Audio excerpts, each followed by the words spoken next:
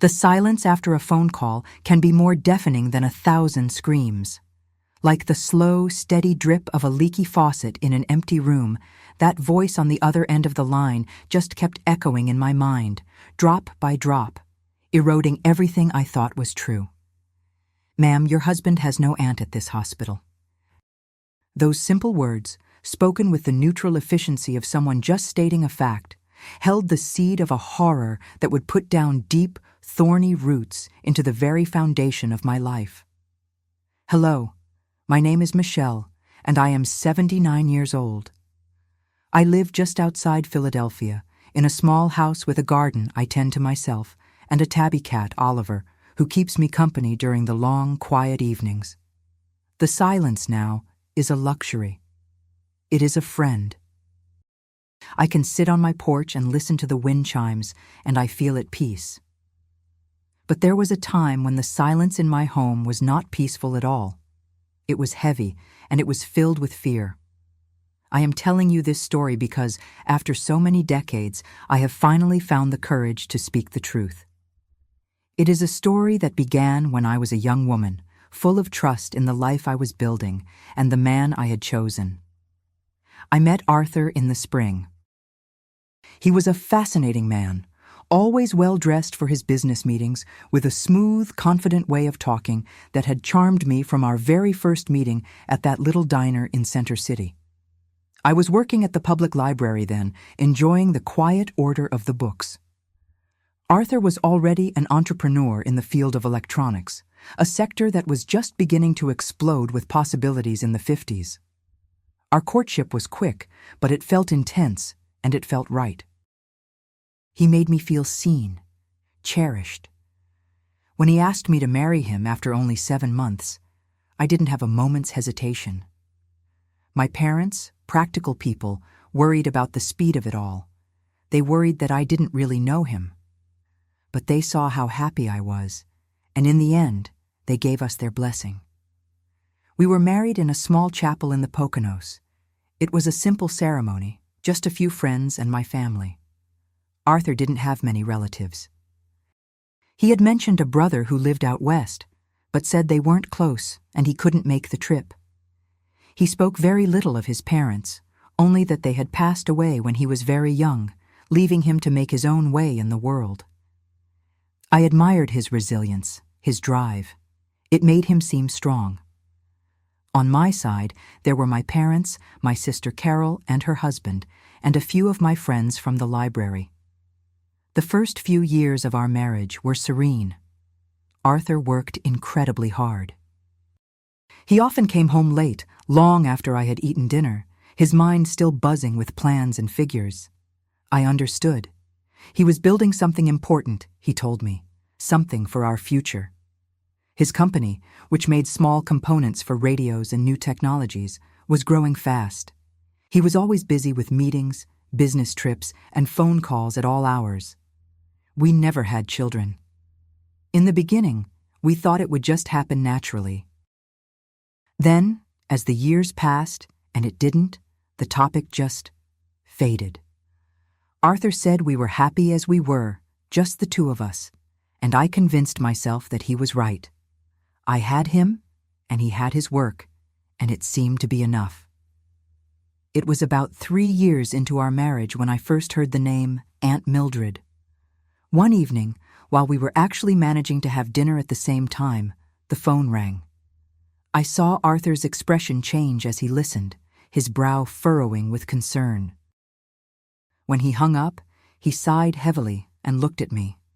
He explained that it was about his Aunt Mildred, his mother's only sister, who had been admitted to St. Jude's Medical Center in the city. He said she was suffering from a serious, chronic illness. "I've never really mentioned her because we were never close," he explained, his voice gentle. "She always lived a very private life, very reserved, but now she's sick and she's all alone. I have to help her." From that day forward, every single month, Arthur sent money to the hospital to cover his aunt's medical expenses. He explained that she had very little in savings and that the specialized care she needed was incredibly expensive. He was vague about the illness itself, just referring to it as a complicated condition that required constant monitoring. In the beginning, I offered to go with him to visit her. "I think it's better if I go alone, sweetheart," he said, his tone kind but firm. "She's a very proud woman. She would be mortified to have anyone, especially a stranger, see her in this condition. She barely even lets me see her." I accepted his explanation without question. Why wouldn't I? It made sense. I respected the wishes of an elderly, sick woman to maintain her dignity. And besides, I was used to trusting Arthur. He was my husband. He was a responsible, generous man, always taking care of everything. Why on earth would I doubt him? The years went by. 15 years. Aunt Mildred became this invisible but constant presence in our lives. She was the reason Arthur had to leave dinner parties early, the reason for his monthly trips to the hospital, always alone. He would come back from these visits seeming quiet, lost in thought. I always assumed it was the sadness of the situation, the burden of watching a relative suffer, the helplessness in the face of a long illness. The expenses for her care grew over the years. As Arthur's company became more successful, the payments became larger. Sometimes, when I was balancing our checkbook, I would see the sums and be taken aback by how much they were. But I never challenged him on it. My husband was earning a good living, and what he was doing was a noble, compassionate thing. It was his duty, he said, and I believed him.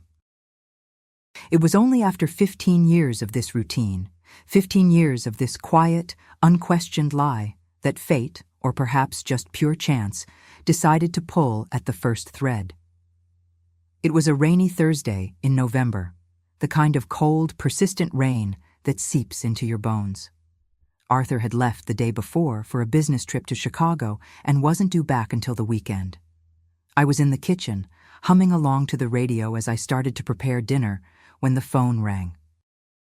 "Hello?" I answered, tucking the receiver between my ear and shoulder as I continued to chop vegetables. "Good evening. Am I speaking with the residence of Mr. Arthur?" a professional-sounding woman's voice asked. "Yes, this is Mrs. Michelle," I confirmed. "My name is Nurse Peterson. I'm calling from St. Jude's Medical Center. I am trying to contact Mr. Arthur regarding an urgent matter for the patient in room 208. I stopped, the knife hovering in midair. Arthur had never mentioned a patient in room 208. Did he know someone else in that hospital? Was a friend of his sick? "My husband is out of town on business," I explained, feeling a small, unformed flicker of confusion. "Can I help you? Is this about his Aunt Mildred?" There was a distinct pause on the other end of the line. It was just a second or two, but it felt heavy. I could hear the faint rustle of papers, as if the nurse was checking her files. "Ma'am," she said finally, her voice suddenly very careful. "There is no Mrs. Mildred in room 208. The patient in that room is a man, a Mr. Walter Harris." Harris. The name meant nothing to me. "Oh," I said, feeling flustered. "There must be a mistake. My husband pays for his Aunt Mildred. She's been a patient at your hospital for 15 years. Another silence, this one longer. The nurse's voice, when it came back, was firm, almost cold. "I'm sorry, ma'am, but we have no patient by that name in our long-term care registry. The only patient connected to Mr. Arthur in our files is Mr. Walter Harris, who has been with us for a very long time." My hands began to tremble just slightly. "And who is this Walter Harris? What is his relationship to my husband?" "Ma'am, I cannot provide that information over the phone. It's confidential. I would advise you to speak with your husband." "Could you please just ask him to contact us as soon as he returns? It is rather urgent." I nodded, even though she couldn't see me. "Yes, of course. I'll tell him to call you." After I hung up, I stood motionless by the phone. The vegetables on the counter were forgotten. The radio played a cheerful song that sounded suddenly grotesque. The rain beat against the kitchen window. A storm of questions was swirling in my mind. Who was Walter Harris? Why had Arthur told me about a non-existent aunt for 15 years? What was he really paying for every single month with all that money? And the most terrifying question of all, why had he lied to me? I didn't sleep that night. I tossed and turned in our large, empty bed, staring at the shadows on the ceiling. I tried to find a rational explanation. Perhaps Mildred was a code name for some reason.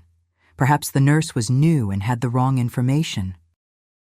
Perhaps Walter Harris was related to Aunt Mildred, and Arthur was managing both of their affairs.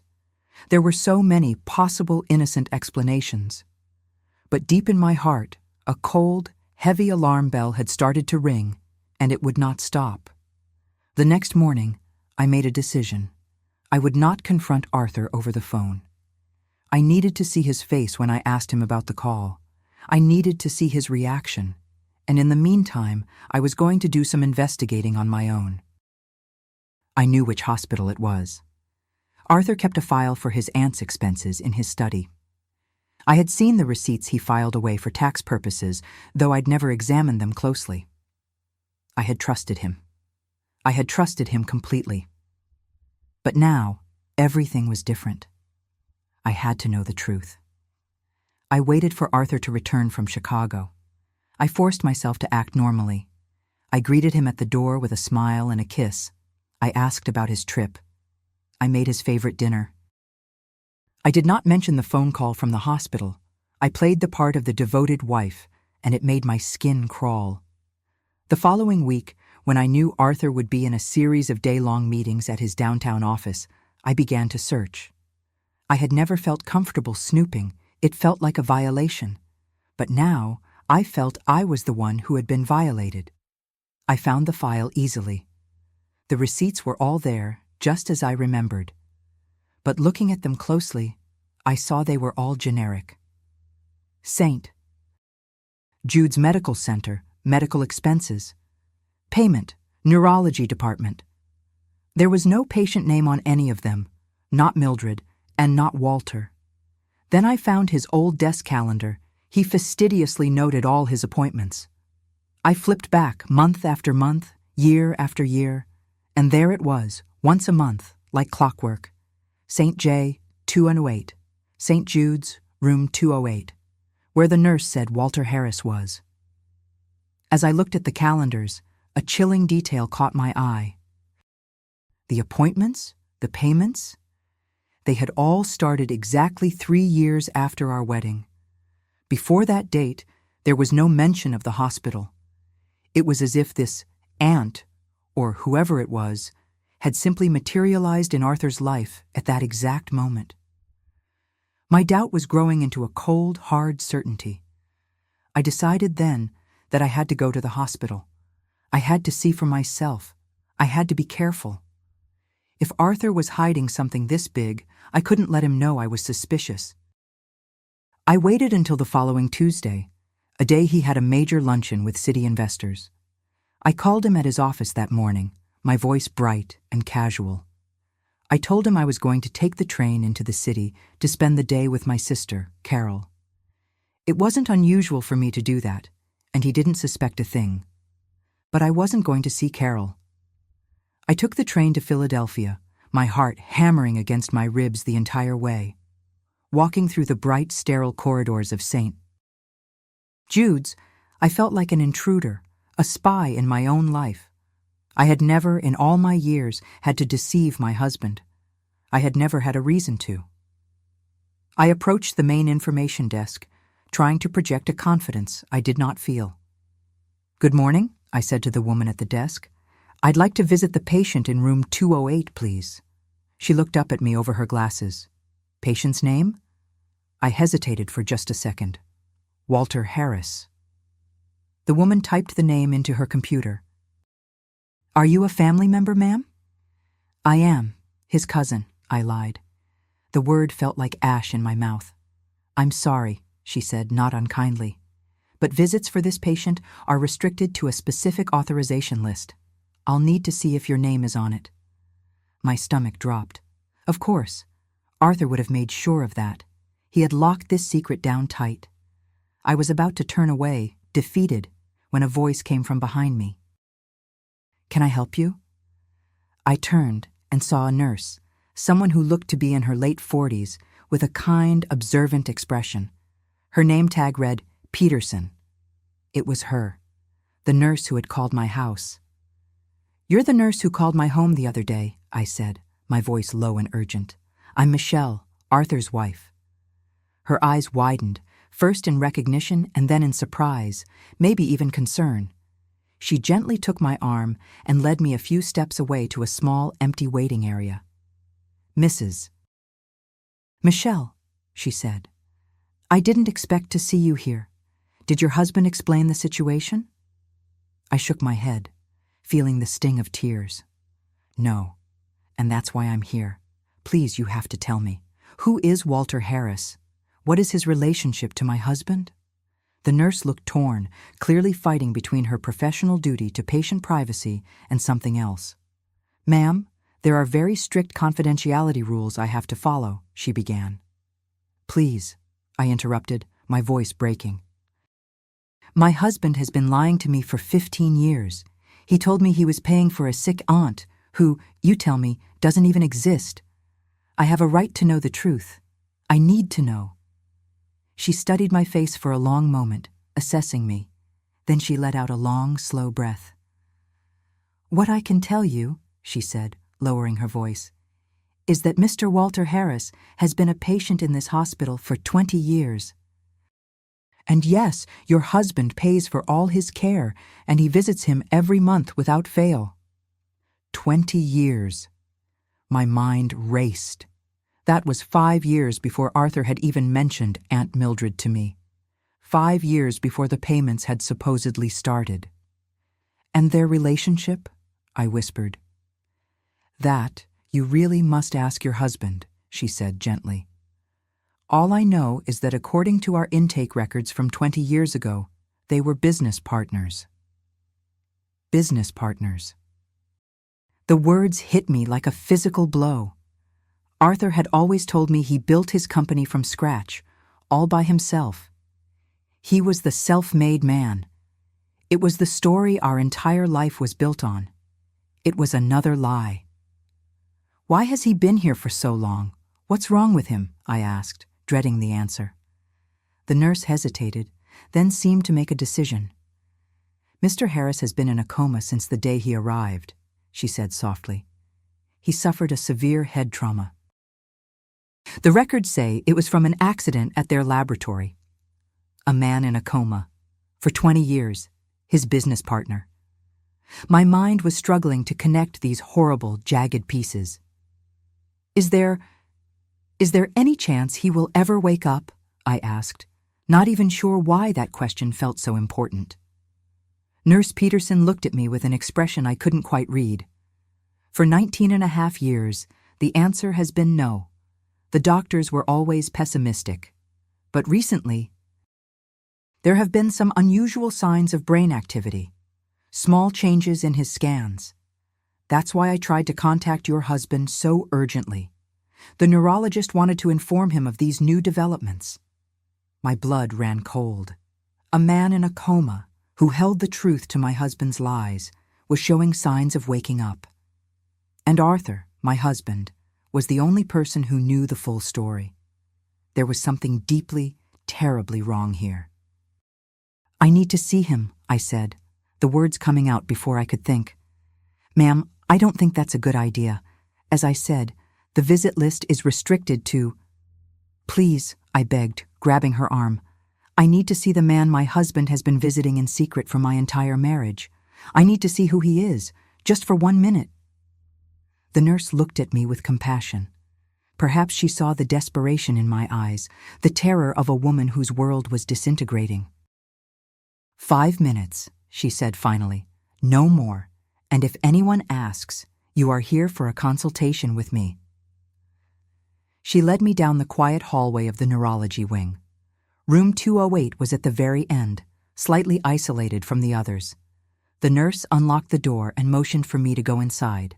The first thing I noticed was the steady, rhythmic beeping of the monitors. The room was private and surprisingly pleasant. There were fresh flowers on the windowsill.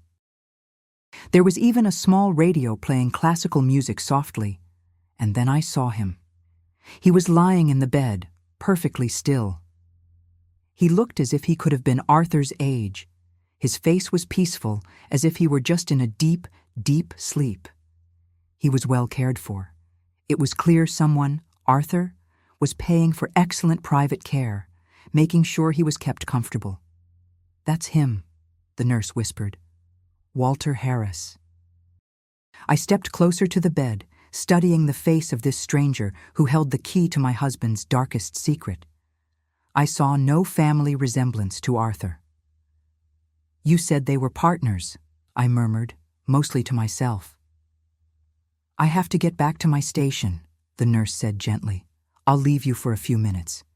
Please don't touch anything." She left, closing the door softly behind her. I was alone with the man in the coma, 20 years of his life gone. While outside, Arthur built an empire. While I lived a comfortable life, funded by a lie, I needed to know more. I needed to know what happened 20 years ago. How did this accident happen? When the nurse returned, my mind was made up. "Who else knows about him?" I asked. "Someone who was here when he arrived. 20 years is a long time." "The doctors from that time are mostly retired," she said. "What about other staff? Nurses? Cleaners?" The nurse thought for a second. "There is Maggie. She's one of the oldest cleaners on this floor. She's been here forever, and she notices things." "Can I talk to her?" "She should be on her coffee break right now, down in the basement cafeteria," the nurse said. "Thank you," I said, my voice shaking with a new determination. "Thank you for everything." I gave one last look at Walter Harris, the sleeping man who was at the center of this hurricane, and I walked out of the room. I walked toward the elevator, toward the cafeteria, knowing that whatever came next would not just break the silence, it would shatter my entire world. The elevator ride down to the basement cafeteria felt like a descent into some other darker world. The air grew cooler, and the smell of disinfectant and floor wax was replaced by the aroma of stale coffee and fried food. My heart was a cold, hard knot in my stomach. I was no longer just a wife concerned about a discrepancy. I was a woman uncovering a conspiracy, and the nurse's warning to be careful was echoing in my head. I stepped out into the cafeteria, a large, brightly lit room with linoleum floors and pale green walls. Even during the mid-afternoon, it was busy with staff in scrubs and uniforms, their voices a low murmur. I scanned the room, looking for someone who matched the nurse's description. I saw her in a corner, wiping down an already clean table. She was an older woman, moving with a deliberate, practiced slowness. She had a cart with her supplies, but she was just taking a moment, staring into the middle distance. I approached her cautiously, my hands clutching the strap of my purse. "Excuse me," I said, my voice barely a whisper. "Are you Maggie?" The woman turned, her eyes sharp and assessing. She didn't smile. "Depends on who's asking." "My name is Michelle," I said. "Nurse Peterson upstairs said I might be able to talk to you about a patient." Maggie's expression didn't change, but she stopped wiping the table. "Nurses don't usually send people down to talk to the cleaning staff. What patient?" My throat was dry. I had to say his name, the name I had only just learned. Walter Harris, in room 208. The change was immediate. It wasn't dramatic, but a new kind of attention flickered in her eyes. A wariness. "He's been in that room for 20 years. What's he to you?" I leaned in closer, my voice dropping. I'm the wife of Arthur, the man who visits him." Maggie put the rag down in her bucket. She looked at me, really looked at me, for a long, silent moment. And in her gaze, I saw it. It was a look of profound, almost weary pity. It was the look of someone who had known a secret for a very long time and was now meeting the one person who had been kept in the dark. "Ah," she said softly, "you're the wife." She sighed, a long, heavy sound. I always wondered if he had one, and if she knew. Knew what? I whispered, my whole body trembling. Come on, she said, nodding toward a small, empty table against the far wall. Sit down. You look like you're about to fall over. We sat at the plastic-topped table. Maggie just looked at her hands for a moment, as if deciding where to begin. I shouldn't be talking about this, you know, she said, not looking at me. It's old business, dangerous old business, some said. Please, I said. I've just found out. My husband told me he was visiting his sick aunt. For 15 years I believed him. Today, I found out she doesn't exist, and that this man, Walter, has been here for 20 years. Please, what do you know? Maggie shook her head slowly. A sick aunt. That's a new one. He was always cold as ice, your husband, but creative, I'll give him that. She finally met my gaze. I was working this floor the night they brought Mr. Harris in, 20 years ago, just about. It was late, after midnight. They brought him in on a stretcher, a real mess. Head trauma, the ambulance guys said. The doctors in the ER didn't think he'd make it through the night. The nurse said it was an accident, I said, at their laboratory. Maggie let out a short, harsh laugh that held no humor. That was the official story. That's what your husband told everyone. That's what ended up on the paperwork. An unfortunate lab explosion. Said something blew up right in Mr. Harris's face. Said he was lucky to be alive and that Mr. Arthur was a hero for pulling him out of the rubble, completely unharmed, mind you. Completely unharmed, I repeated, the words feeling sour. Not a scratch on him, Maggie confirmed, her eyes narrowing. But that wasn't the strangest part, the official story. It didn't quite stick right, you know. For one, they put a police officer outside Mr. Harris's room, right there, in the hallway, for almost a week. Now you tell me, what kind of accident needs a cop standing guard? My mind was reeling. A police guard. And I heard things, Maggie continued, leaning in. You hear everything when you're the one cleaning the floors. No one ever sees you. I heard the doctors talking. One of the young ones, a doctor. Evans, he was pitching a fit in the nurses' station. I heard him, clear as day. He said, those injuries are not from an explosion. He said, those are blunt force trauma. Someone tried to beat this man's skull in. I put my hand over my mouth, a gasp escaping. What happened? I asked. What do you think happened? Maggie said, her voice flat. The next day, Dr. Evans was gone, transferred to a hospital in Pittsburgh, they said. Family emergency. We all knew what that meant. He asked the wrong questions. After that, the official story was the only story. Lab explosion. Tragic. End of discussion. A cold dread was spreading through my veins, making my limbs feel heavy and useless. This was so much worse than a lie. This was something monstrous. And Arthur? I asked. My husband? Oh, he was here? Maggie said, nodding. He took care of everything. He came in a day or two later with a briefcase full of legal papers. Power of attorney. Legal guardianship. Said Mr. Harris had no family and that he, as his partner, would be responsible for all his care. They were business partners, I clarified, the information Nurse Peterson had given me, now clicking into this horrifying puzzle. That's what the papers said, Maggie agreed. Said they were on the verge of something big, a new invention. Mr. Harris was the brains, they said, a real genius. And your husband, he was the money, the front man. She paused, and her gaze softened again with that awful pity. And I'll tell you one more thing, honey. I saw your husband, Mr. Arthur, coming and going from that room those first few days. And a man who just watched his friend and partner get blown up. He'd be a wreck, wouldn't he? He'd be crying. He'd be pacing. He'd be distraught. But he wasn't, I said, already knowing the answer. No, ma'am, Maggie said, shaking her head. He was calm. He was cold. He was efficient. And once, when he came out of that room, after he'd signed all the papers that gave him control of everything, I saw his face. He didn't see me. I was just mopping the hall. He wasn't grieving. He looked satisfied. That's the only word for it. Satisfied.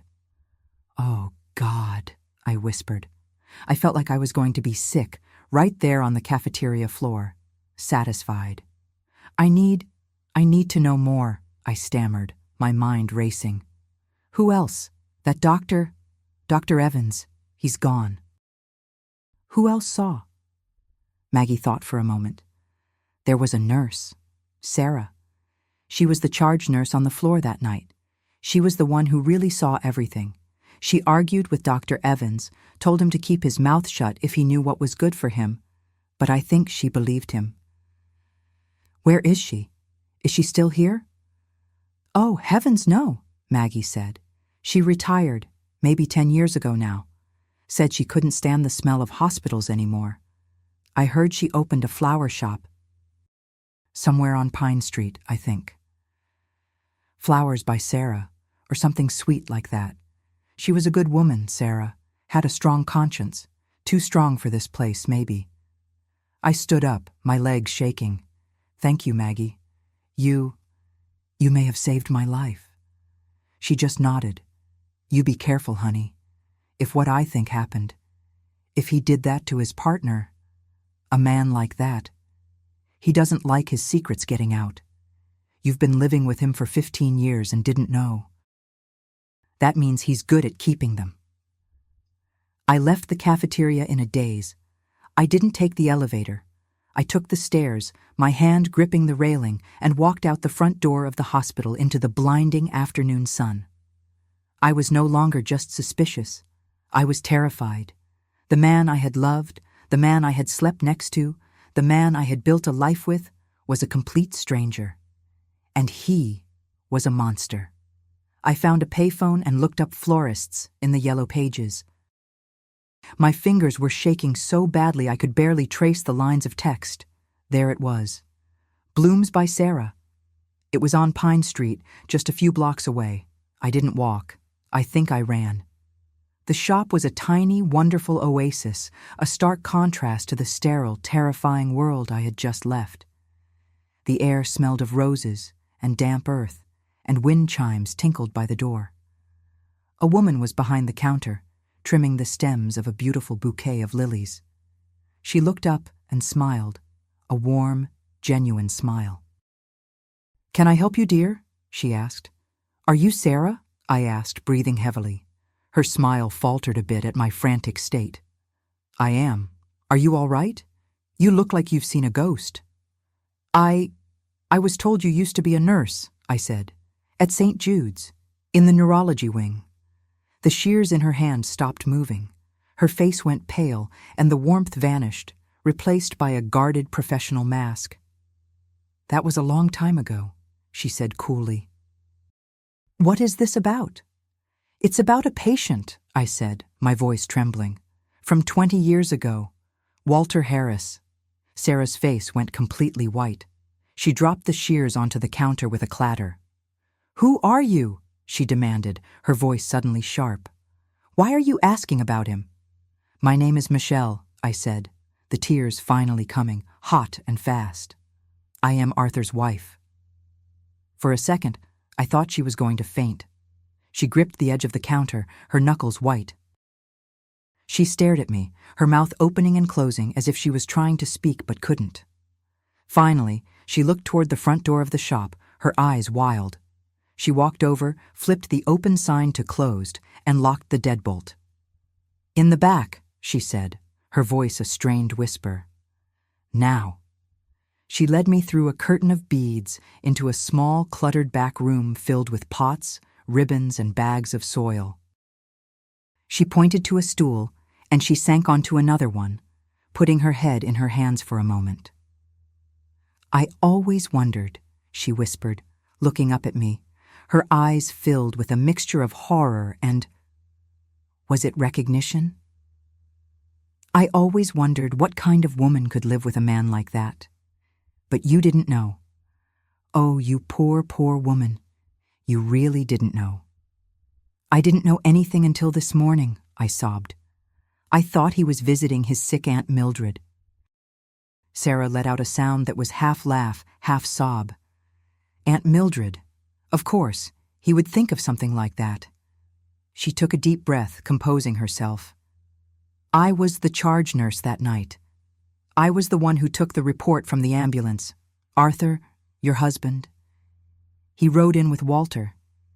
He was telling this story about a chemical explosion, how it all happened so fast. He was crying, but I've been a nurse for 30 years. I know what real grief looks like. I know what shock looks like. That was a performance. Maggie, the cleaner, she said he looked satisfied, I whispered. He was controlled, Sarah said, spitting the word. He was watching everyone, watching us, the doctors, the police, making sure we were all buying the story. And then Dr. Evans came into the ER, the young resident. He'd just seen the X-rays. He was furious. He said it was a beating, I said. He said, that's not an explosion, Sarah. That's attempted murder. For he said the skull fractures were from repeated, localized blows. Not shrapnel, not a blast. He said it looked like someone had used a hammer or a pipe. He was going to call the detectives, demand a full investigation. And he was transferred, I finished, my voice numb. He wasn't transferred, Sarah said, her eyes dark. He was gone. By 7 a.m. the next morning, his locker was empty. The chief of staff called me into his office and told me that the matter was being handled at a higher level. He told me the official diagnosis was trauma secondary to industrial accident. He told me in no uncertain terms that if I or any of my staff contradicted that, we would be finding new jobs. She looked at me, her face a mask of old, cold anger. They changed the chart. They falsified the medical record. And your husband, he paid for it. He paid for the silence. He paid for the private room. He paid to have the best care, to keep Walter alive, but silent. It was a trap. He had kept Walter alive, perfectly preserved in a coma, a living monument to his crime, but one that could never speak. But why? I cried. They were partners. Why would he do it? This was the part that chilled me the most. Sarah leaned forward, and her voice dropped so low I had to strain to hear her. Walter was in the hospital about a month before the accident. Just for a routine checkup. He was so excited. He was telling everyone. He said he'd done it. He'd perfected some new kind of microchip or something. He said it was going to change everything. Radios, televisions, everything. He was filing the patent. He was going to be a millionaire. She took a shaky breath. And then he said something that I've never forgotten. I asked him what his partner Arthur thought, and he got very quiet. He looked at me and said, I'm planning to leave Arthur. I'm dissolving the partnership. I can't trust him anymore. I think he's trying to steal my work. The air left my lungs. The accident had happened right before Walter could leave, right before he could secure his patent. Arthur hadn't just stolen his company. He had stolen his invention. He had stolen his life. I tried, Sarah said, her eyes filling with tears. I really did. I made an anonymous call to the police. I told them to look into it. But nothing ever happened. The man was too powerful, too connected. He'd covered his tracks. She reached across the small table and grabbed my hand. Her skin was cold. You have to be careful, she said, her voice urgent. If he did that to his partner for money, what do you think he'll do to his wife? Who knows the truth? You are in terrible danger. I left the flower shop in a complete daze. The world was spinning. I got on the train back to our suburb, but I wasn't seeing the passing landscape. I was seeing Arthur's face. Every smile he had ever given me, every kind word, every I love you. All of it. A lie. I looked at my life, and I had to ask myself, have you ever truly looked at the person you sleep next to and realized you don't know them at all? That their entire life, Your entire life together is a performance? When I got home, the house was silent. But it wasn't the peaceful silence I had always cherished. It was the heavy, threatening silence of a tomb. I walked into his study, the room I had always found so comforting, with its smell of old books and leather. I looked at the painting on the wall, the one he'd bought on our honeymoon, the one that hid the safe. I didn't have the combination. He'd always told me it was too complicated for me to worry about, that he handled the important papers. Now I knew why. I needed proof. The testimonies of a cleaner and a retired nurse were just stories. They were stories that Arthur, with his charm and his money, could easily swat away. I needed what was in that safe. I went to the living room, to the large bookcase where we kept the photo albums. I pulled one out, one from the early days, and there he was. A picture of Arthur and Walter, their arms around each other's shoulders, standing in front of some piece of machinery in a garage. They were younger, beaming with pride. On the back, in a tidy, angular script I didn't recognize, it said, A&W Electronics, the future. A&W, Arthur and Walter. My hands were shaking as I found the next album. Tucked in the back was a yellowed newspaper clipping. I'd saved it, I remembered, because I was so proud. It was from the Philadelphia Inquirer. Local innovator strikes gold, the headline read. But the innovator in the picture wasn't Walter. It was Arthur. Smiling, handsome, standing in front of a sleek new building. The article celebrated the revolutionary patent by Arthur, the sole founder of ART Industries. ART, Arthur's initials. He had erased Walter. He had erased the W from their partnership, just as he had erased the man himself. I checked the date on the article. It was 2 months, just 2 months after the night Walter Harris was brought to St. Jude's. I was staring at the proof. He hadn't just stolen his work. He had stolen his name. He had stolen his entire identity. I was still holding the clipping in my hand, my body numb with cold, when I heard it. The sound of the key turning in the front door. Arthur was home. I scrambled to put the album and the clipping away, my heart leaping into my throat. I shoved them back onto the shelf just as he walked into the living room, loosening his tie. "Michelle, sweetheart," he said, smiling. "You're home." "How was your day with Carol?" I turned, forcing my lips into a smile, my whole body screaming. I was looking at a murderer. "It was fine," I said, my voice sounding strange and thin to my own ears. "Just fine. How was your day, dear?" He walked over and kissed my cheek. His skin was warm. His touch, the touch I had known for 15 years, now felt like the cold, hard steel of a hammer. "Long," he sighed. "I'm tired. What's for dinner?" That night, I lay in bed next to him. I lay perfectly still, my back to him, my eyes wide open in the dark. I listened to the sound of his breathing, the deep, even rhythm of a man sleeping peacefully, without a single care in the world. And I knew. I was sleeping next to a monster, and I had to find a way to get into that safe. I had to find the truth, before that monster realized I was looking for it. The days that followed were a waking nightmare. I have spent a lot of time, in the many years since, wondering what the human mind is capable of. We can endure so much.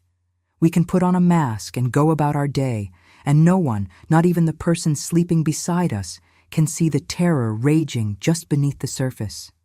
I became an actress. I was performing in the most terrifying, high-stakes play of my life. The morning after my visit to the hospital, I woke up before him.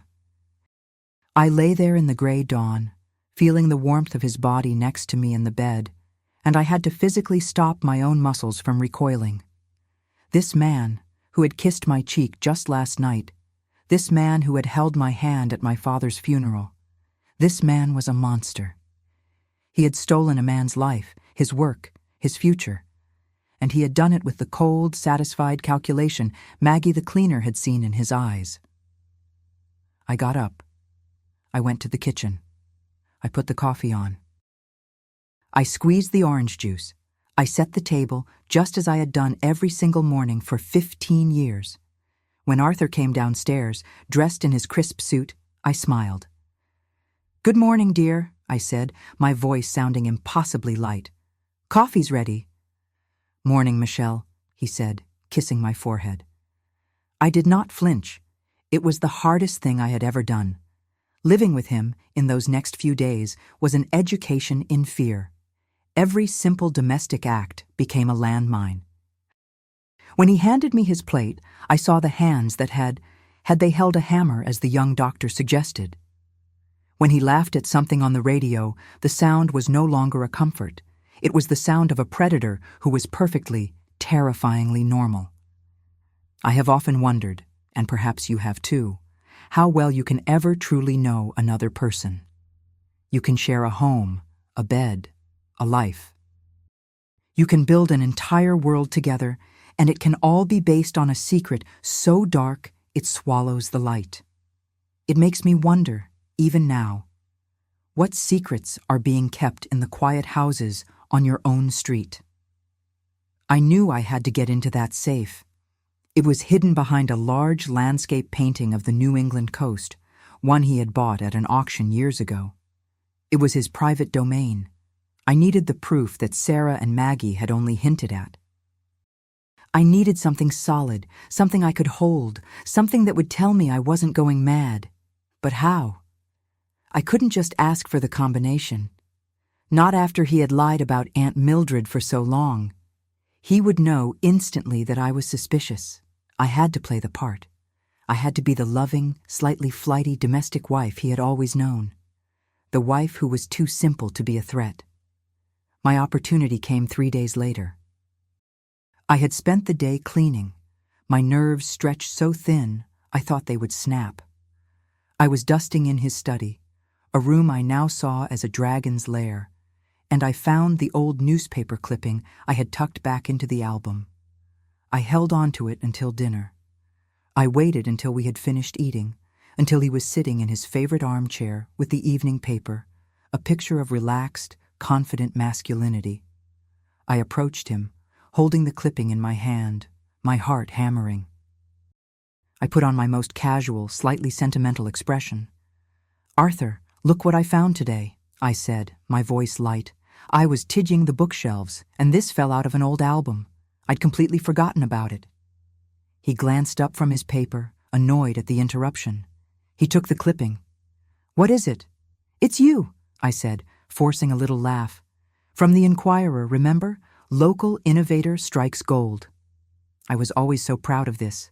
Sole founder of ART Industries. He smiled, a small, self-satisfied smile. He handed it back to me. "That was a long time ago.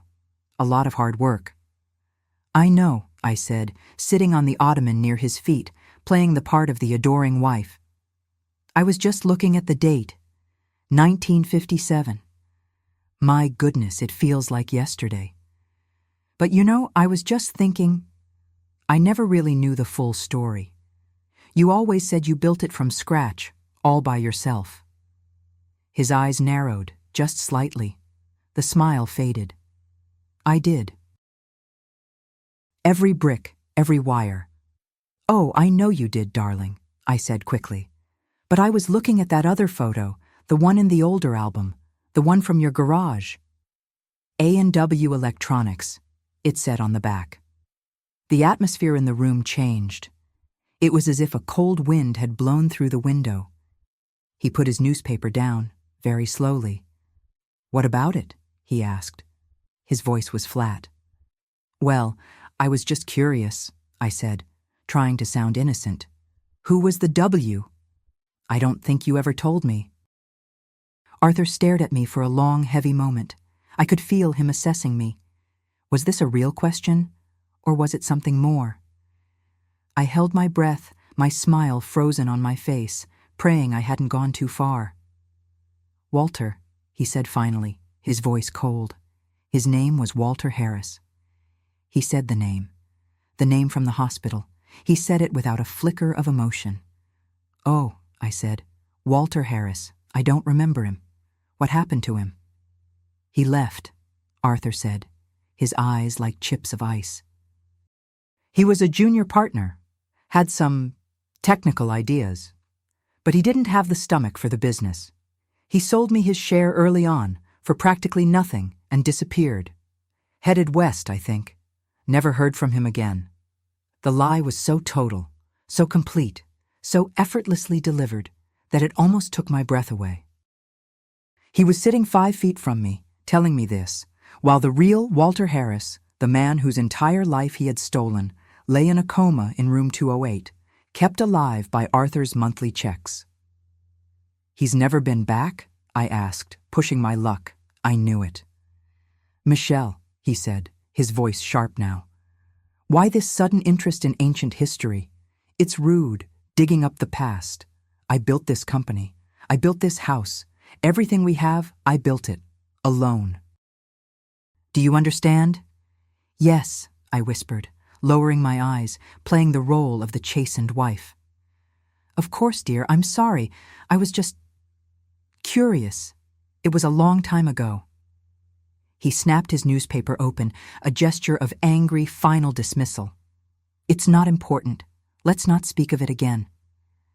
I sat there for another minute, my insides churning with bile and fear, before I stood up. I'll go make some tea," I murmured, and I fled the room. I knew then that I could never ask him about the past. He had built a fortress around it, and he was willing to defend it. My simple, innocent question had been met with a threat.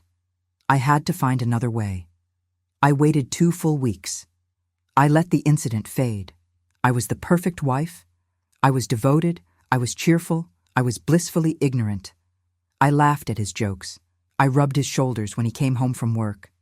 I made his favorite meals. I was rebuilding the mask of the woman he thought he had married.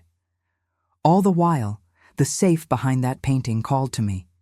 Then, I put the second phase of my plan into action. It was a Sunday afternoon. He was in his study, paying bills. I walked in, not with a question, but with a statement, my voice full of practiced, wifely concern. "Arthur," I said, "I was just sorting through my own papers, and it gave me a terrible fright." He looked up, annoyed again. "What now, Michelle?" "Our wills," I said, "and the deed to the house, and the insurance policies." "Arthur, I don't mean to be morbid, but what if something happened to you? What if you were in an accident?" I watched his face. This was a language he understood. Practicality. Assets. "I wouldn't even know where to begin," I continued, letting a little wobble enter my voice. "I don't know where anything is. You handle everything, and I'm so grateful. But darling, I would be lost. Truly lost." He softened. This, he understood. This wasn't a threat. This was a dependent, slightly hysterical woman worried about her financial security. This was the Michelle he knew. "Don't be dramatic," he said, but the ice was gone from his voice. "Everything is in order." "But where?" I pressed, stepping closer. "Where is it? Is it at the bank? Is it with a lawyer?" He sighed, leaning back in his chair. He looked at me, and I saw that faint trace of arrogance, of condescension. He was amused. "It's in the safe, Michelle, behind the painting." "But I don't know the combination," I said, as if this were the most obvious problem in the world. "What good does that do me?" He actually chuckled. A small, dry sound. He was thinking, I knew, that I wouldn't be able to open it even if I had the combination.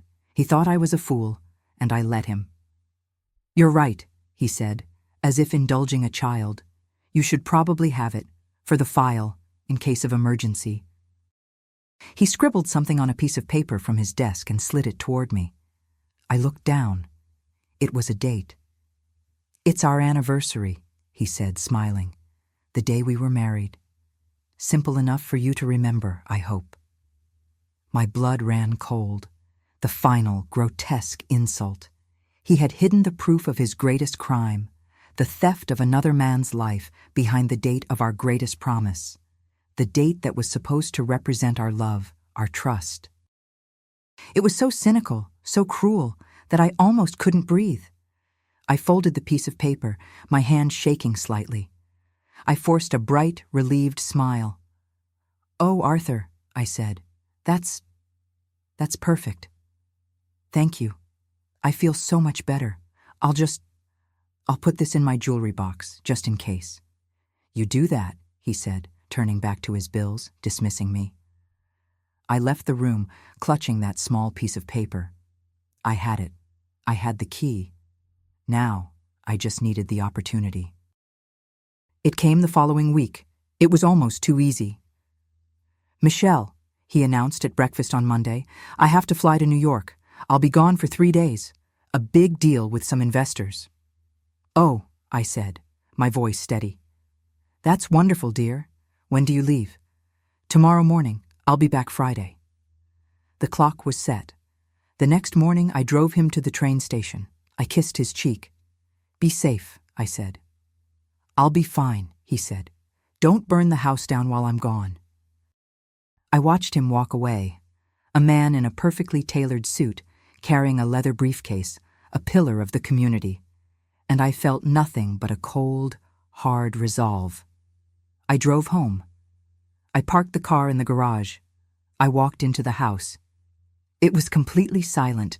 It was the first time in weeks that the silence did not feel threatening. It felt open. I didn't rush. I went to the kitchen and made myself a cup of tea. My hands were shaking, but not from fear, from anticipation. I carried my tea into his study. I stood in front of the painting. I just looked at it for a moment. Then I carefully lifted the heavy, ornate frame off its hook and leaned it against the wall. The gray metal door of the safe was revealed. It was cold to the touch. I took the piece of paper from my pocket. Our anniversary. Right. 4 turns. Left. 3 turns. Right. My fingers fumbled on the dial. I took a deep breath. I started again. Click. The handle turned. The heavy door swung open. I looked inside. At first, it was just what he said. Papers stacked neatly. I saw the envelope marked Last Will and Testament, Arthur. I saw another marked House Deed. And then I saw it. At the bottom, a thick brown accordion file. It wasn't labeled with a name. It was just labeled A&W. My heart stopped. I pulled it out. My hands were trembling so much I could barely unfasten the elastic band. I emptied the contents onto his desk. The first thing was the original partnership agreement. Signed by both of them. Arthur and Walter Harris. 50-50. The second thing was a stack of technical drawings, schematics, formulas. I couldn't understand any of it, but I recognized the handwriting. It was the neat, angular script from the back of the photograph. It was Walter's. The third document made me feel physically ill. It was a formal legal document, a draft. Preliminary Agreement for Partnership Dissolution. It stated that Walter Harris was dissolving the partnership and retaining sole ownership of his patent, Project Prometheus. In exchange, Arthur would be paid a small finder's fee. It was dated 1 week before Walter was admitted to St. Jude's. This was the motive. Walter was cutting him out, and he was taking the $1 million idea with him. The next file was thinner. It was a police report, the official one. I read it, my eyes scanning the page. Accidental explosion. Chemical combustion. Tragic accident. It was all there, just as Arthur had said, just as Sarah had warned. But stapled to the back was a single, separate sheet of paper. It was a carbon copy of a detective's internal memo. My eyes locked onto the words. Significant inconsistencies at the scene. Victim's injuries not consistent with blast pattern. Appears to be localized blunt force trauma. Signs of a struggle. Recommending full homicide investigation. And then, underneath that, in a different pen, a final chilling note. Case closed per DA's office. No further investigation required. They had covered it up. The police, the district attorney. Arthur hadn't just bought a doctor's silence. He had bought the law. I thought that was it. I thought that was the worst of it. But there was one more thing in the accordion file, tucked into a small pocket at the very back. It wasn't a document. It was a small, heavy envelope. I opened it. A single key fell out onto the desk. It was a metal key, cold and impersonal, attached to a small plastic tag. It wasn't a house key. It was a bank key. The tag was stamped with an address in Center City. Commercial Trust Bank. And one number. 42. I stared at the key. He had gone to all this trouble. He had paid off the police, falsified medical records, lied to me for 15 years, and nearly beaten his partner to death. But the safe, as horrifying as it was, wasn't the final resting place for his secrets. He was too arrogant to destroy the proof, but too smart to keep it all in the house. There was a bank vault, a box, number 42. I sat there in his chair, surrounded by the evidence of his betrayal. And I realized this was not the end. This was only the beginning. What, in God's name, was in that box? I sat in his chair for a long time, the house so quiet I could hear the hum of the refrigerator in the kitchen. The key, marked 42, lay heavy in my hand. It was cold, metallic, and absolutely real. This key changed everything. The papers in the safe were a terrible story of betrayal. But this key was a sign that the story wasn't over. It was a sign that there was something else. Something so dark, so incriminating, that even a man as arrogant as Arthur, a man who would use his own wedding anniversary as the combination to his safe, didn't dare keep it in his own home. He was gone for 3 days. Tomorrow, he would be in meetings, charming investors in New York. On Friday, he would return. My mind raced. I couldn't wait. I couldn't spend 2 more days in this house, knowing that key was in my pocket, knowing that box held the rest of the truth. What if he came home early? What if he called the bank for some reason? What if he knew? No, he didn't. His arrogance was my only shield. He had dismissed me, his simple domestic wife, for our entire marriage.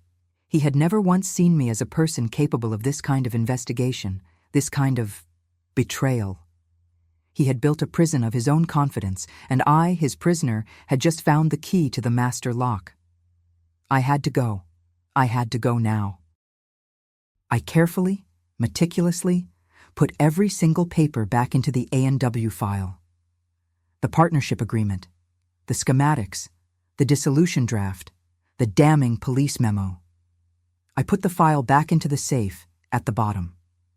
I closed the heavy door, spun the dial, and heard the satisfying thud as the tumblers locked. I hung the landscape painting back on the wall, adjusting it so it was perfectly, exactly straight. I stood back, checking it. No one would ever know it had been moved.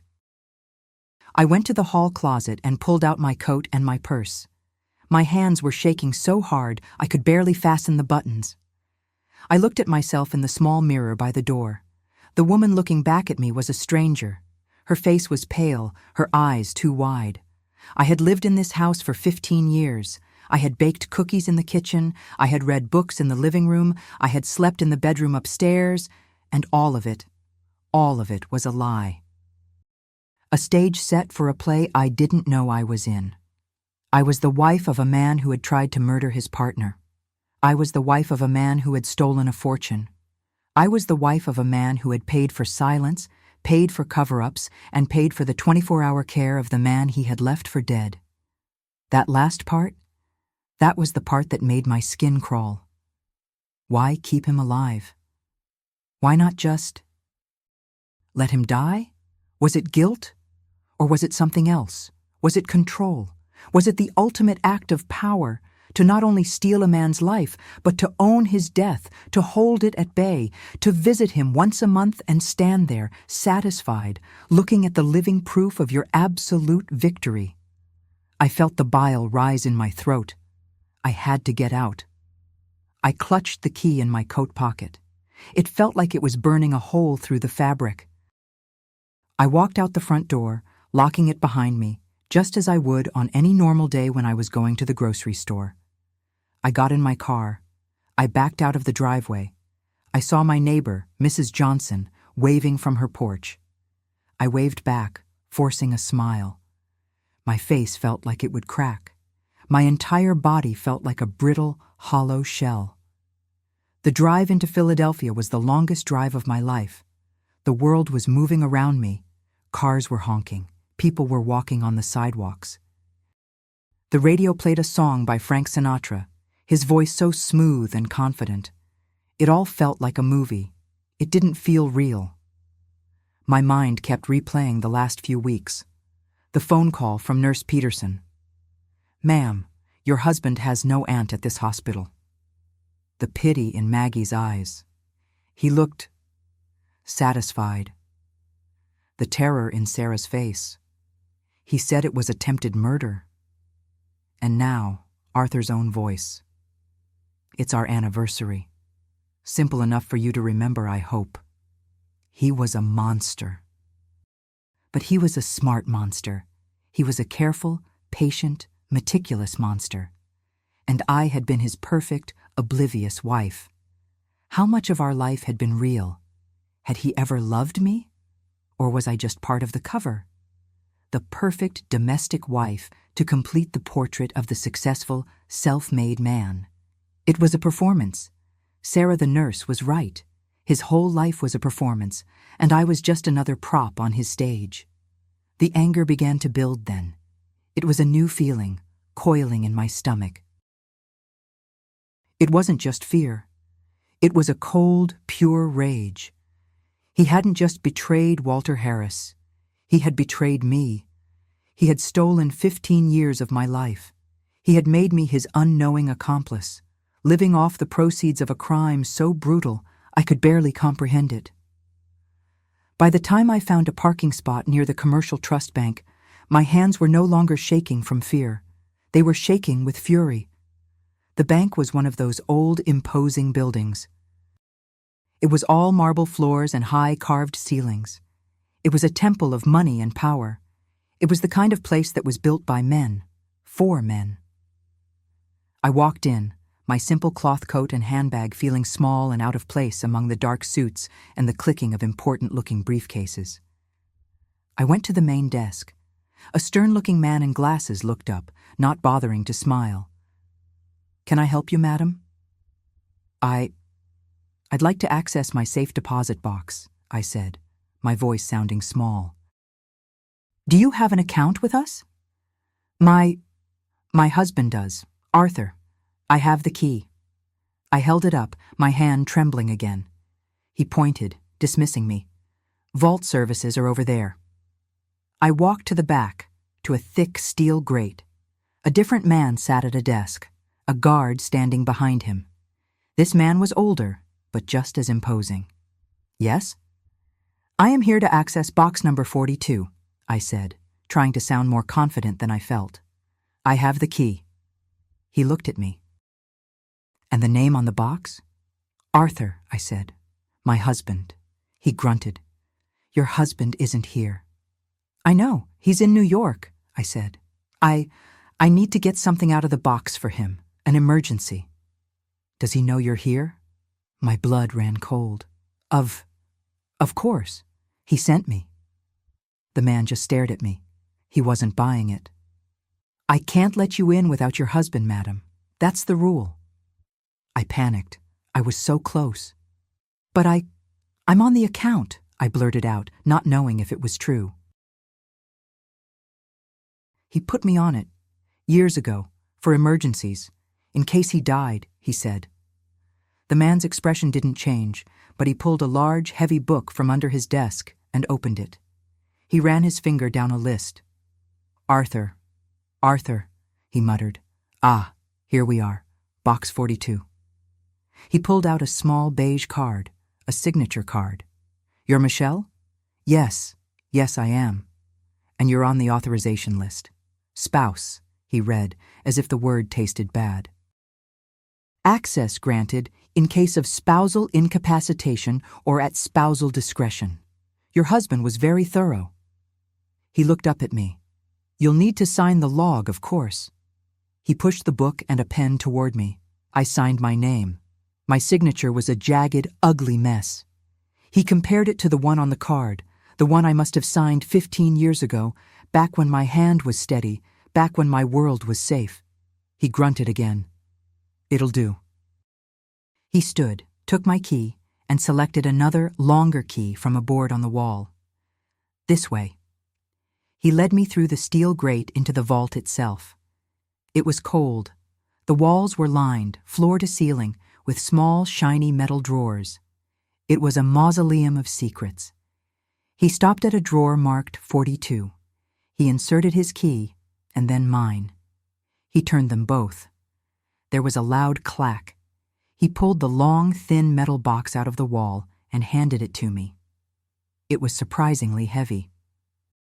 The private viewing room is this way, he said, bored. He led me to a small, wood-paneled room, no bigger than a closet, with a single chair and a small desk. He put the box on the desk. Press the button on the wall when you are finished. He closed the door, leaving me alone. I sat there for a full minute, just staring at the box. My heart was pounding so hard I could hear it in my ears. This was it. This was the final secret. I took a deep breath. I lifted the lid. It wasn't full of cash or jewels. It was almost empty. There were only 3 things inside. The first was a thick, bound document. On the cover, in beautiful professional script, it said, Patent Application, Project Prometheus, and underneath, Inventor, Walter T. Harris. I opened it. It was the patent, the real one, the one Sarah the nurse had told me about.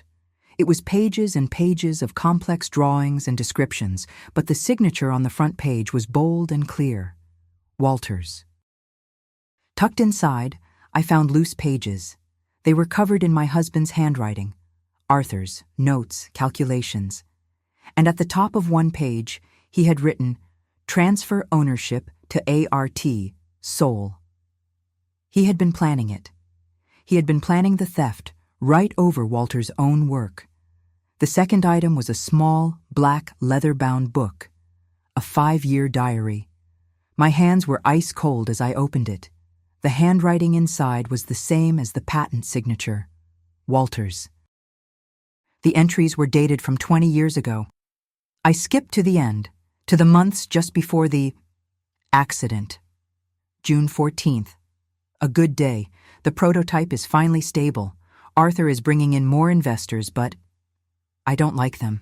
They seem like thugs. Arthur just laughs, says I'm a scientist, not a businessman. He says to leave the dirty work to him. July 1st. Arthur is changing. He's possessive of the lab. He's asking for copies of all my notes, for safekeeping. When I said my notes were fine, he got angry, really angry. It was the first time I've ever seen him lose his temper like that. It was frightening. July 20th. I caught him. I came to the lab late, and I caught him trying to open my personal safe. He said he was looking for a specific formula. He was lying. I know he was. He's trying to steal it from me. He's trying to steal Prometheus. July 22nd. I told him today. I told him I'm dissolving the partnership. I told him I'm taking my patent and I'm going. I've never seen a man so cold. He just stared at me. Then he smiled. He smiled and said, Walter, you're not going anywhere. We're partners. I'm seeing a lawyer tomorrow. I'm getting the dissolution papers drawn up. July 28th. The final meeting. Arthur was furious when I gave him the papers. He tore them up. He said I'd never file them. He said Prometheus was his. He's lost his mind.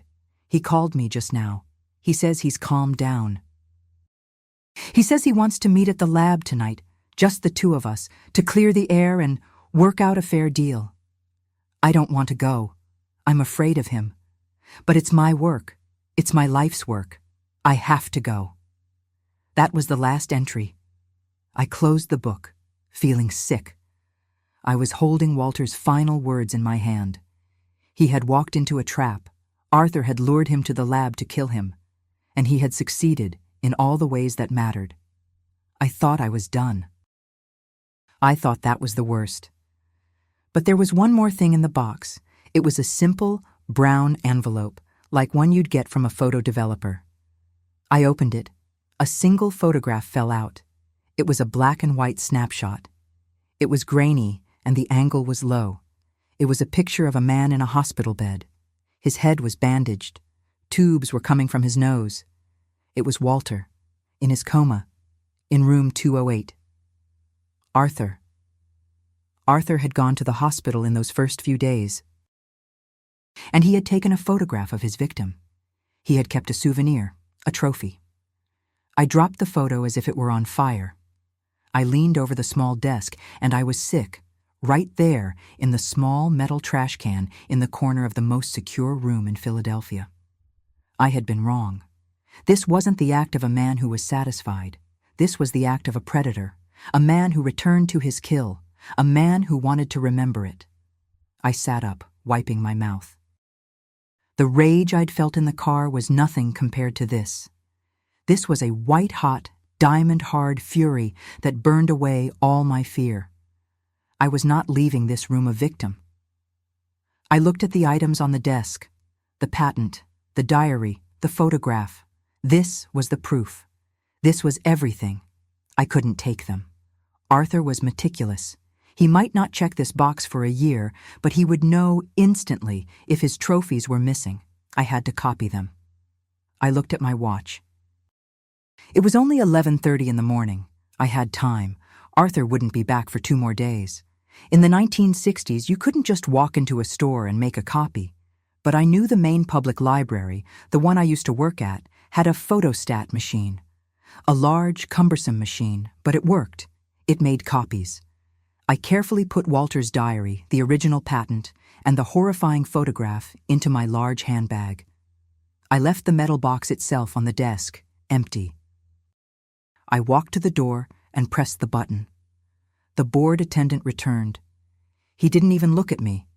He just took the empty box, locked it back in its slot, and handed me my key. "Have a good day, madam." I walked out of the vault. I walked through the marble lobby. I walked out into the bright, noisy, sunlit street.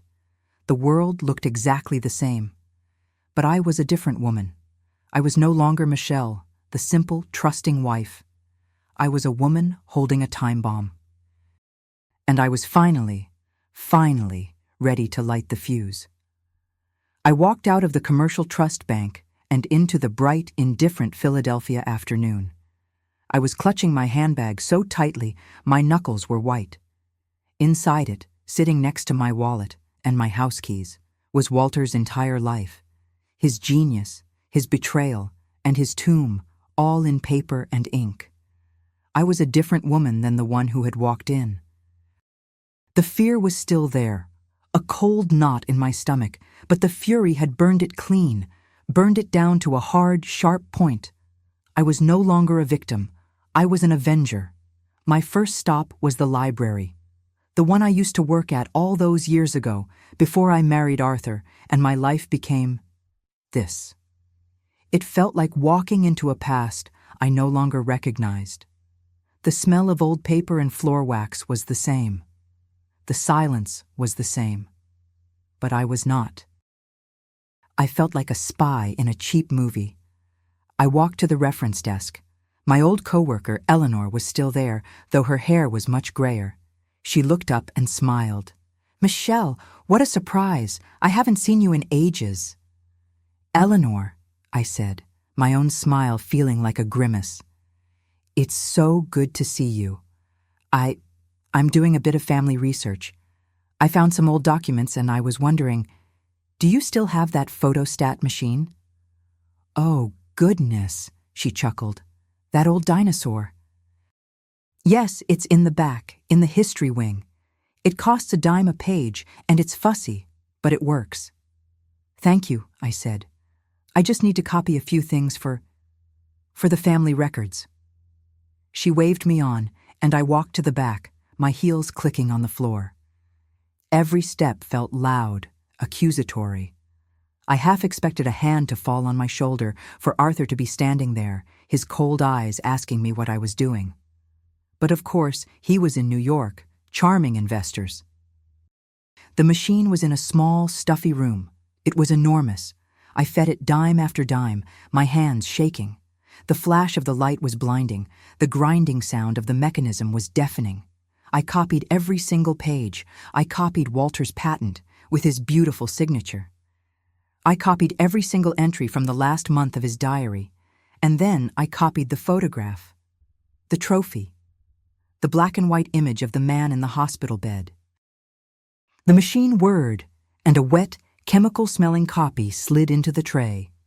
I gathered the copies, their edges still damp, and folded them carefully, putting them in the deep, hidden pocket inside my handbag. I put Walter's originals back in the main compartment. My next stop was a small diner. I had a cup of coffee I didn't taste, and I made a plan. I couldn't just go to the police. Arthur had bought the police. The memo in the safe proved it. The DA's office had closed the case. If I walked in now, a hysterical wife, they would laugh me out of the building, and then they would call my husband. And I knew, with a certainty that chilled me to the bone, that if Arthur knew I had this, I would not live to see the next day. I needed a lawyer. But I couldn't go to our family lawyer. He was Arthur's friend, played golf with him every Saturday. I needed someone Arthur didn't know, someone he couldn't control. I looked at the copied pages of Walter's diary. July 22nd. I'm seeing a lawyer tomorrow. I'm getting the dissolution papers drawn up. He had a lawyer he trusted. He never got to see him again. I didn't have the lawyer's name, but I had a place to start. I had one more stop to make. I went back to the bank. My heart was in my throat, but I had to do it. I had to put the originals back. The same board attendant was at the vault desk. He seemed annoyed to see me again. Forgot something, madam? Yes, I said, my voice crisp. I'm so sorry. My husband is very particular. He led me back into the cold, silent vault.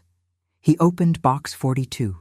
I placed the patent, the diary, and the horrible photograph back inside, exactly as I had found them. I closed the lid. The attendant locked the box away. I walked out of the bank for the second time. Now, Arthur would never know. He could open that box, and his trophies would be sitting there, just as he left them. But I had his secret. I had it on cheap, flimsy, chemical-smelling paper, and it was going to be his ruin. I went home. The house was still empty, still silent. I took the copies from my bag. I needed to hide them somewhere he would never, ever look. I went to the small room at the end of the hall, the room I used as my sewing room. It was the only room in the house that was truly mine. He never entered it. He called it my nest with that same condescending smile he saved for me. In the corner was a basket of my mother's old things. Among them was a needlepoint pillow she had made, half finished. The stitching was coming undone at one seam. With trembling fingers, I pulled the seam open wider. I folded the copies, Walter's life, Arthur's crime, into a small, flat square. I pushed them deep into the stuffing of the pillow. Then, I took a needle and thread, and with small, tight, perfect stitches, I sewed the seam shut. I placed the pillow back in the basket. It looked just as it had before. A forgotten, useless thing. But it was a bomb. I spent the next day, Thursday, in a state of suspended animation. I cleaned the house. I planned the menu for the weekend. I was the perfect wife. But every time the phone rang, I jumped. Every time a car door slammed outside, my heart stopped. Arthur was due home on Friday afternoon. Thursday night, the phone rang. It was almost 9 o'clock. I picked it up. Hello? Mrs. Michelle? My blood ran cold. It was Nurse Peterson from St. Jude's. Yes? I said, my voice a whisper. I sank onto the small chair by the phone. Mrs. Michelle, I'm so sorry to call you at home. I know I shouldn't, but I tried to reach your husband's office all day, and they said he was out of town. And it's about Mr. Harris. What? I said, gripping the receiver. What about him? It's never happened before. I was in the room. I was adjusting his blanket, and I saw his eyelids. They were fluttering. I called the doctor. We ran some tests. He's responding to stimuli, Mrs. Michelle. He's not awake. But his brain activity, he's waking up, I whispered, the words tasting like a miracle and a death sentence. We don't want to give false hope, she said, her professional voice returning. But the neurologist says, after 20 years, it's a significant change. We felt Mr. Arthur would want to know immediately. Will you tell him as soon as he returns? Yes, I said, my voice numb. Yes, I'll tell him. I hung up the phone. He was waking up. Walter. After 20 years in the dark, he was coming back. The joy that should have filled me was instantly choked by a new, more profound terror. Arthur had tried to kill this man once. If he knew Walter was waking up, that the one witness to his crime was coming back, he wouldn't just be satisfied anymore. He would be terrified. And Arthur, when he was terrified, was not a man. He was something else. I knew in that moment that Arthur could not find out. I had to protect Walter. The next day, Friday, was a blur. I lived in a fog of pure fear. I drove to the station to pick him up. He stepped off the train, smiling, handsome, the picture of success. Michelle, sweetheart, he said, kissing my cheek. It felt like a snake's touch. Welcome home, dear, I said, my smile brittle. How was New York? Profitable, he said, handing me his briefcase. Very profitable. The house is still standing, I see. He was cheerful all through dinner. He talked about the investors, the skyline, the expensive steak he'd eaten. He was the perfect, charming husband. I, on the other hand, was a terrible actress. I was quiet. I was jumpy. I dropped my fork. Everything all right, Michelle? He asked, his eyes suddenly sharp, the cheerfulness gone. What? Oh, yes, I said, forcing a laugh. Just tired, that's all, just tired. He stared at me for a long moment, a moment that stretched into an eternity. He was assessing me. Then he smiled. Well, you should get some rest. It's been a long week for both of us. That night I lay in bed, my body rigid, my back to him. I was listening to his breathing, but this time, a new thought was screaming in my head. He's waking up. He's waking up. Arthur will kill him. I had to get to a lawyer. I had to do it tomorrow. I would make an excuse. Go to my sister, Carol's. I would find a lawyer Walter would have used. I would take the copies. But I never got the chance. Saturday morning, he woke up before me. He was in the kitchen, reading the paper. I came downstairs, my mind racing with excuses. I think I'll go see Carol today, I said, my voice too bright. Oh? He said, not looking up from his paper. That's nice. Yes, she wasn't feeling well. That's funny, he said, his voice quiet, calm, and utterly terrifying.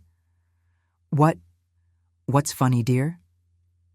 He slowly, deliberately folded the newspaper and placed it on the table. He looked at me, and his eyes, they were not my husband's eyes. They were the eyes of a stranger. They were dead. I called the bank, Michelle, he said. My breath stopped. Just to check on some things, he continued, his voice like silk. My friend, the director. He mentioned something curious. He said you'd stop by on Tuesday. Said you visited our box, twice in fact. He said you seemed flustered. I couldn't speak. I just stood there, my hand on the back of the kitchen chair. So, I wondered, he went on, what could my sweet, simple Michelle need from that box in such a hurry? And then I remembered how you'd been acting, asking about the past, asking about Walter. He stood up. He was a tall man. He had never seemed so large. And I thought, that's strange. So I made another call, to St. Jude's. No, I whispered. Oh, yes, he hissed. I asked them if anything was new, and they said, oh, yes, Mr. Arthur, a significant change. Just as we told your wife on Thursday night. He took a step toward me. I took a step back. You didn't tell me, Michelle, he said, his voice laced with a mock sadness. Nurse Peterson called. She told you Walter was changing, and you didn't tell me. Why wouldn't you tell me, sweetheart? I forgot, I stammered. You forgot. He smiled. It was the most horrible thing I had ever seen. You've been snooping, my wife, my quiet, perfect, stupid wife. You've been... What? Playing detective? He lunged. He was so fast. He grabbed my wrist, his fingers digging in like steel bands. What did you find, Michelle? He snarled, his face inches from mine. What did you see? Nothing, I cried. Arthur, you're hurting me. You saw the diary, didn't you? He said, his eyes wide, a wildness in them. You saw the patent. You saw the picture. He knew. He knew what was in the box. He knew what I had seen. You're crazy, I screamed, trying to pull away. He laughed, and he dragged me from the kitchen, through the dining room, and into the living room. He threw me onto the sofa. I built this, he roared, sweeping his arm around the room. Me! It was my idea, my money. He was just a mechanic, a tinkerer. He would have been nothing without me. He was your partner, I shouted, scrambling back. He was a traitor, he screamed. He tried to cut me out. He tried to steal my future. You tried to kill him. The words hung in the air. His face went blank. The rage was gone, replaced by that terrible, cold, satisfied calm. Yes, he said, as if discussing the weather. And he should have stayed dead. He walked over to the phone. He ripped the cord from the wall. What? What are you doing? You're not well, Michelle, he said, his voice suddenly gentle. All this snooping, it's made you paranoid. You're having a breakdown. I'm going to have to take care of you. I'm going to have to help you rest. He started to walk up the stairs. Where are you going? To get you a pillow, he said, smiling. So you can be comfortable, so you can rest, just like Walter. He was going to kill me. Right here. He was going to smother me. I bolted. I ran to the front door, but he'd taken the key. I ran to the back door, but it was locked with a deadbolt. I was trapped. I heard his footsteps on the stairs. He was coming down. He was holding a pillow from our bed. Michelle, he called, his voice soft. Don't hide. It will all be over soon. I looked around, frantic. My eyes landed on the sewing room. I ran in. I don't know what I was thinking. I grabbed the first thing I saw, my mother's heavy antique sewing shears. I backed into the corner, holding them up. He appeared in the doorway, the pillow in his hand. He saw the shears and he laughed. What, Michelle? He mocked. Are you going to sew me a new shirt? He took a step in. Get out! I screamed. Get out! It's my house, he said. He lunged, dropping the pillow, grabbing for the shears. I don't know what happened. I really don't. I screamed. I screamed, and I thrust my hands forward. He stopped. He looked down. He looked surprised. The shears they were in his chest. He looked up at me. His mouth opened. Michelle, he whispered. And he fell. He fell, like a great tree, onto the floor of my sewing room, among the spools of thread and scraps of fabric. I stood there, frozen. The shears were gone from my hand. They were in him. I looked at him, and then I looked at the basket, at the pillow, the copies. I backed away. I ran to the living room. I grabbed my purse. I ran to the front door. The key was still in the lock, on the inside. He'd locked me in. I unlocked the door. I ran out of the house. I ran to my car. I didn't call the police. I didn't call an ambulance. I drove. I drove to the office of the lawyer Walter had been going to see. His name was in the phone book. I'd looked him up the day before. I walked into his office a Saturday and found a young partner working. I was covered in... I was a mess. "I need to speak to Mr. Harris's lawyer," I said, my voice a dead thing. "Mr. Harris?" "Walter Harris," I said. And I pulled the damp, folded copies of the patent and the diary from my purse. And I think I've just killed my husband. The trial was a sensation, but I was not on trial for murder. It was self-defense. The evidence was overwhelming. The police, the new police, the ones who weren't on Arthur's payroll, they found the real police memo in the safe. They found the corruption. And Walter woke up, not all the way. He never spoke again, but he woke up enough. The climax of the trial wasn't my testimony. It was his. They wheeled him into the courtroom, in his chair. The prosecutor asked him, "Mr. Harris, do you see the man who did this to you? The man who tried to kill you?" And Walter, he just stared at Arthur, who was sitting there, pale, a sling on his arm from where the shears had gone. He'd survived. Of course he survived. "Mr. Harris," the prosecutor said gently, "can you identify the man who attacked you in the lab 20 years ago?" Walter's eyes. They moved. They moved to Arthur, and he blinked. Once. Yes. Arthur's empire, his life, his lies, all of it. It was over. He was convicted. For attempted murder. For the fraud. For the corruption. He was sentenced to 30 years. He died in prison 10 years later. And me? I had to learn to live again. I had to learn what it meant to be Michelle, not Arthur's wife. Just Michelle. I divorced him while he was in prison. I sold the house. I gave most of the money to St. Jude's to set up a fund for long-term care in Walter's name. But I kept one thing. I kept the patent for Project Prometheus. It was legally Walter's, and in his new will, he made me his executor. He and we rebuilt his dream. We started a new company. He communicated with his eyes, with a new machine. And I was the hands. We didn't just make electronics. We made devices to help people who couldn't speak. We turned his prison into a key, a way for others to be free. Walter lived for another 10 years. He died a rich man, but more than that. He died with his name cleared. He died a genius, not a victim. I, as you know, am 79. I live in a small house. I have a cat. I am, for the first time in my life, at peace.